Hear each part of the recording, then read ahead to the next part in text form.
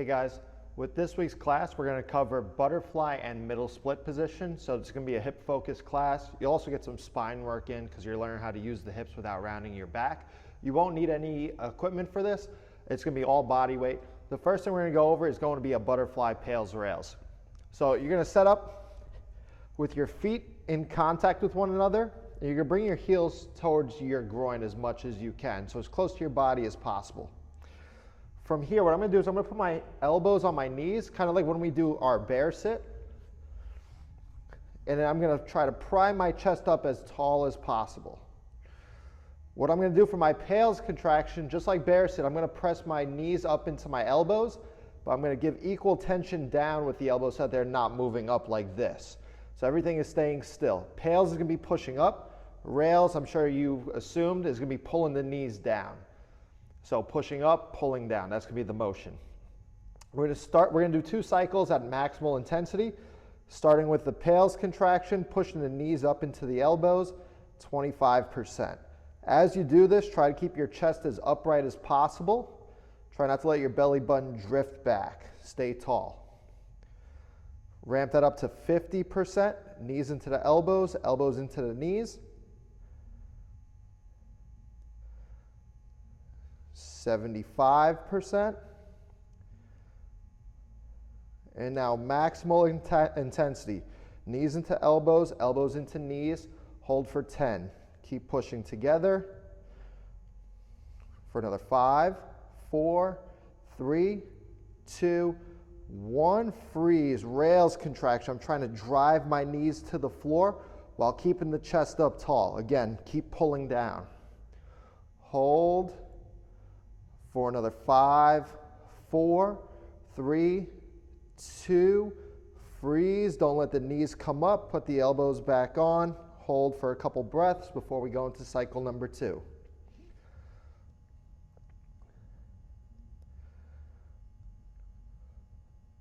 Make sure there's no pinching on the inside part of the hip. You might be getting some intense stretching. That's okay. You might get some on the outside part of your hip too. That's perfectly fine. Also, keep focused on keeping the chest up tall. That way you're getting true external rotation and abduction of the hips. You're not just rounding the spine back. We're going to work through that again, repeating the exact same way, starting with the PAILs, knees into the elbows, elbows into the knees, 25%. Ramp that up to 50. 75. Again, the whole time you're trying to press your knees up to the ceiling, but you're not letting them happen because the elbows are pressing down to keep them still. 100%. Drive them together as hard as you can. For another 8, 7, 6, 5, 4, 3, 2, 1. Rails contraction. Drive those knees back down towards the floor.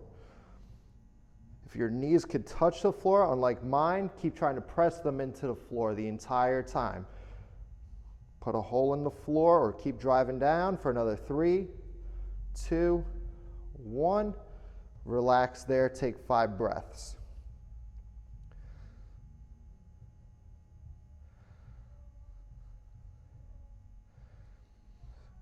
While we're here, what we're going to do, instead of me cutting the video, we're going to transition from butterfly into middle split, and then we're going to work through a PAILs rails there. So I'm going to take 2 more breaths here. 1 more full inhale and exhale. Now from here, what I'm going to do is I'm going to keep my left foot still. I'm going to try to lift my right foot up, bring it out to the side, and then down. So now I'm halfway into a middle split here. I'm going to take my left foot now, lift up, rotate, bring it out, and now I'm in my middle split. What I'm going to do is I'm going to prop up just so I can stay upright for my first set. So my hands are behind me to keep my chest up tall. You're trying to get as wide as you possibly can here with your legs. This is something I definitely struggle with, so as I go, I'm going to try to get a little bit wider and wider. What I'm going to do, hands are slipping a little bit, so I'm just going to leave them out in front. My PAILs contraction would be pushing the heels into the floor. My rails contraction would be trying to lift the feet up and pull my chest forward. So PAILs push down, rails try to pull up. Again, keep the chest up tall. Start pressing the heels into the floor, 25%. Keep thinking of trying to pull your belly button forward. I'm thinking of trying to bring it towards the camera. 50%. 75%. There's a scale under the feet. Try to make the scale heavier as we go. 100%. Drive the heels into the floor and hold for 10 seconds. Keep pressing down. Fight to keep the chest up tall for another 5, 4, 3, 2, 1. Freeze. Rails contraction. I'm trying to pull my chest further forward. I'm trying to lift the feet up. Make them as light as possible on the floor. They're not going to lift. Just keep trying to make them light. Hold for another 5, 4, 3, 2, 1. Relax. Don't lose your position. If you have to, prop your hands behind you to help you stay upright. Just try not to lean back. Keep trying to keep that forward position and keep the spine straight. Going to take 3 more breaths before I go into my second cycle.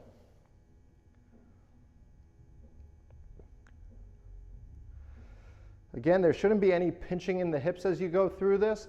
If you feel anything in the back part of the knee as well, just bend the knees a little bit. It shouldn't be directly behind. If you get any stretching in the hamstring, that's okay. We're going to start to work through our second cycle now. Again, quick review. Heels push down as your PAILs. Rails try to lift the feet up, pull the chest towards the camera. Try to get a little bit wider, make it a little bit more intense. Now starting to press the heels down, 25%. 50%, gradually ramping up. 75. Your greatest pain-free contraction into the floor. Push the heels down at 100%. Hold for another 8, 7, 6, 5, 4, 3, 2, 1. Rails contraction. Pull in my belly button towards the camera, trying to lift the feet up. Pulling everything together. Hold for another 5, 4, 3, 2, 1. Relax. Don't lose that torso position. You can prop the hands behind you. You might have saw there my legs were spazzing out.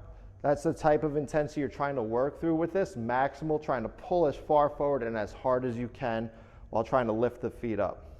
And then make sure you hold the stretch after, because we work through intense contractions, and then we're trying to come back down and relax into the newly acquired range of motion. When I say that, you might not have actually gotten any range of motion difference. Your torso might not have moved at all. That's okay. Just keep trying to hold that position. Over time, it will get more comfortable. I know for myself that while this isn't super wide, this is a lot better than I was able to do at one point. Take 2 more breaths.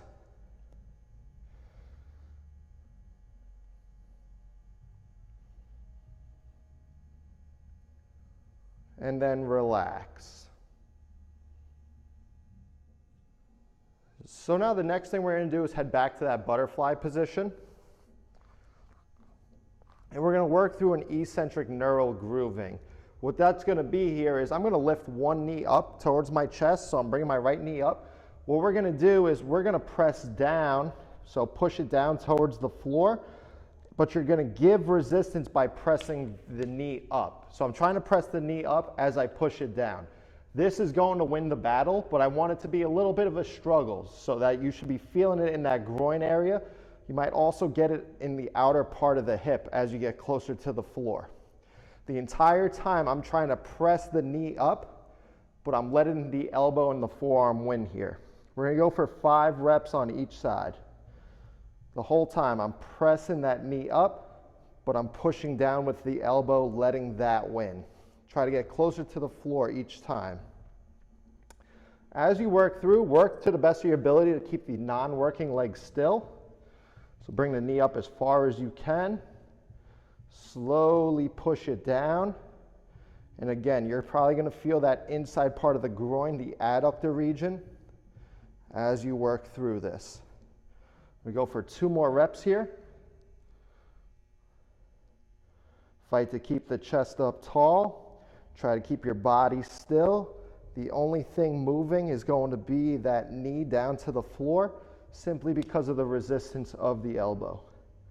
Last rep here. Pressing everything together.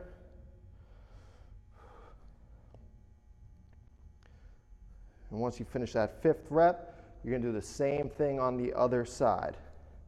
Compare one side to the other. One side might feel a little bit easier to push down, meaning you might not be able to generate as much tension in that leg. So this side feels slightly easier. I also know that external rotation is a little bit more of a struggle on this side for me. That whole time pushing the knee up as I drive down with the forearm. I'm going to go for 3 more reps. The whole time, keep pushing that knee up as you keep the opposite side of your body still. I want to make sure my right knee isn't moving here. And to do that, I'm using my hand and elbow to anchor this side in. Go for 2 more reps, pushing the knee up, pressing the knee down with the elbow.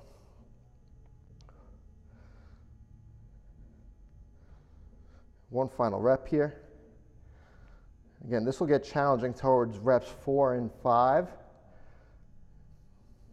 The eccentric stress might leave you a little sore as well, so keep that in mind. Just make sure, again, there's no pinching on that hip or anything on the outside part of the knee. So that's the 5th rep. Again, eccentrics, as we've talked about in the past, are going to be good for muscle and connective tissue development. It's also helping you build resiliency throughout a range of motion that you might need. So if you're someone that does sumo deadlifts, for an example, this is going to be a great drill to improve on that. To wrap up, we're going to go through an axial rotation and middle split. To do that, we're going to transition back from butterfly into our middle split. So I'm lifting the foot up, bringing it out, lifting the other foot up, bringing it out. From here now, what I'm going to do, you could prop yourself up on a wall if you need to for this. I'm going to turn towards my right foot. Now the axial rotation from here is going to be trying to bring my toe to the floor and then rotating so that my pinky toe comes towards the floor. Trying to keep the knee straight and the chest tall, maximizing rotation in both directions. We're going to go for 8 reps here in both directions. As I do this, I'm pressing the hands into the floor just to try to keep my body as still as possible. And I'm pivoting through my heel in both directions. And again, this is just working on getting rotation at that hip. You should see the entire leg turn in both directions here. 3 more reps. With each one, you're trying to get a little bit more range of motion. I know from rep 1 to this 7th rep here, internal rotation, turning the big toe towards the floor feels a little bit easier already. Just got to continue to work through, and again, try to get more range with each rep. Rotate back out, and that's the 8th rep. I'm going to do the same thing on the left side here. Chest is up tall, rotate into the big toe side, rotate out to the pinky toe side. As I do that, I'm trying to keep the knee straight, trying to keep the chest up tall, and then rotating back and forth, making sure I see this entire leg turn.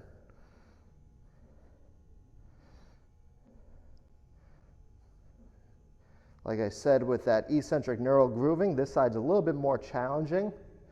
As I rotate into external rotation, internal rotation feels a little bit more challenging on this side as well. I know that this is the hip that usually gives me problems with certain things. Again, all of this is just an assessment tool for you to figure out what you need to work on more. I'm going for 2 last reps here.